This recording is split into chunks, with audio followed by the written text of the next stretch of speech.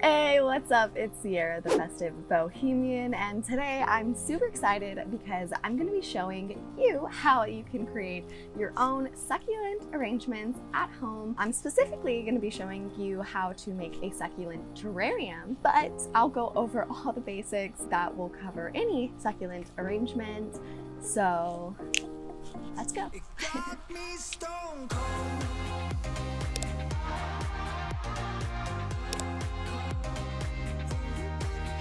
I'm breaking this video down into 3 parts. Part 1, I'll cover what you'll need.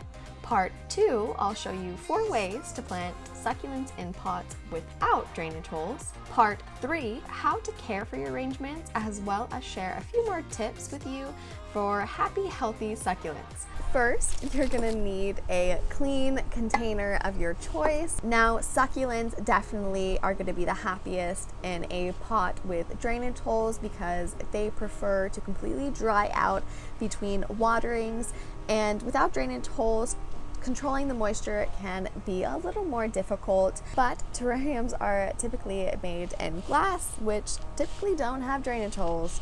I don't know if I've ever had one with drainage holes. I don't want to say never because I don't know if that's a thing, but either way, I'm going to show you the best way to do it.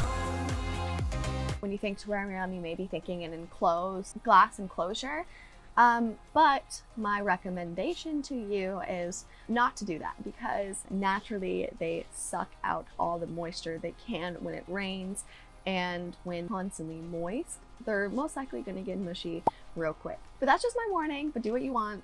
Let me know how it goes in the comments though if you pull it off. I'm also using a variety of rocks and pebbles, so different sizes, but there's a lot of things you can use. You can get creative with crushed seashells, crushed coral, sand, bark chips. There's a lot of different options. Just remember, what's most important is the way that you put your layers together. I use pumice perlite or sphagnum moss as my drainage layer, depending what I have at the moment. These will act as your drainage hole.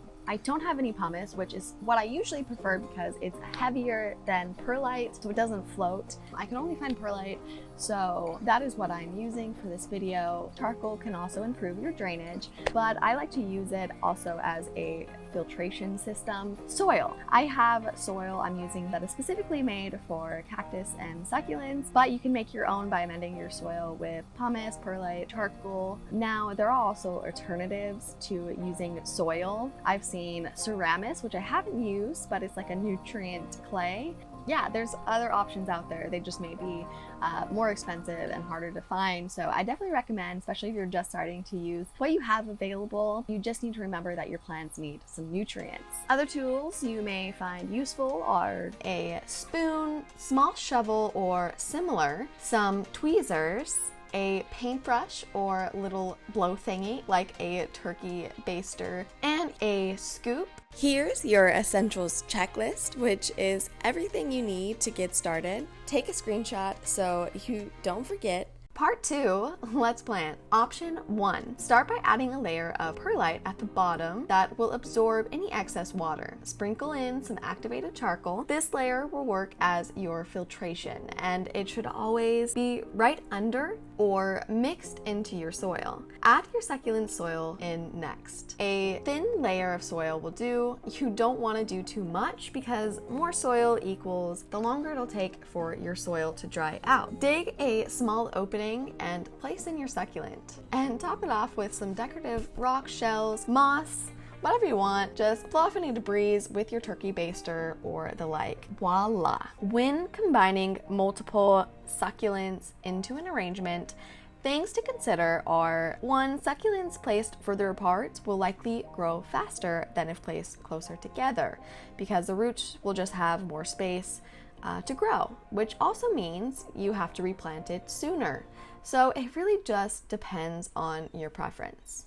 Option 2. This is super easy and a great way to decorate your home and grow your succulent collection at the same time. Just fill your container with rocks or the like, grab a bit of reindeer moss, and take some succulent clippings by cutting as close to the bottom leaf as you can. Place your succulent clippings directly on the moss. Succulents root well into moss, and you should see some new pups start to form in a few weeks, sometimes longer, but be patient. Wait to water until the stem where you made your cut has calloused over. Otherwise, they may absorb too much water and get mushy. When watering, spray the moss with a bit of water. Continue watering once the moss has completely dried. Option 3, similar to the first option I showed you, but this time I'm using larger rocks at the bottom of the glass, followed by slightly smaller rocks that will fill up all the gaps. This is a good option for taller glasses like this old candle jar because it takes up more space. This time I'm using sphagnum moss as my drainage layer because it is great at absorbing water and dries out pretty fast.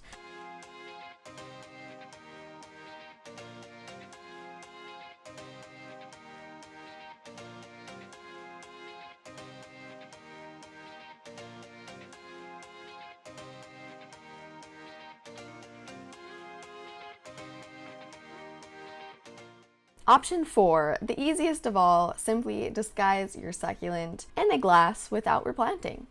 Part 3, succulent care. Some succulents, like Orthias, are known to tolerate lower light levels, but most succulents prefer a nice, bright, sunny spot. Wait to water your succulents until the soil has completely dried out. You can tell by looking through the glass, or you can use a chopstick similar to how you would a toothpick when cooking brownies. Just dip it into the soil and see if it comes up clean. If it does, that's the sign that your soil is dry. Here's your succulent terrarium care guide. Go ahead and take your screenshot. Unless you are extremely careful, you will likely lose some succulent leaves, but you can easily propagate them and create new plants like I've done here.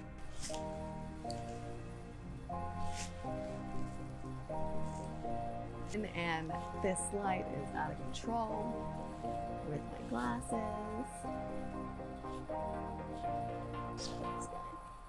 So right there. No Wizard of Oz See him. can undo what I've done. Completely out of luck this time. I'm stuck in reverse. Now I really want to see what you come up with, so make sure to tag me at Festive Bohemian so I can see your amazing creations, and don't forget to hit that subscribe button down below because I'm coming out with new videos all the time.